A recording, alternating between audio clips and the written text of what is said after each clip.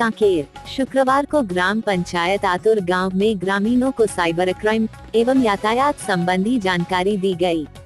Online होने वाली ठगी, एटीएम फ्रॉड, सोशल मीडिया से होने वाले फ्रॉड आदि के संबंध में विस्तृत जानकारी दी गई एवं यातायात नियमों की जानकारी के साथ साथ सड़क दुर्घटना से बचाव के उपाय एवं वाहनों ने दस्तावेज जैसे ड्राइविंग लाइसेंस, इंश्योरेंस एवं दोपहिया वाहन में हेलमेट की उपयोगिता के बारे में बताया गया।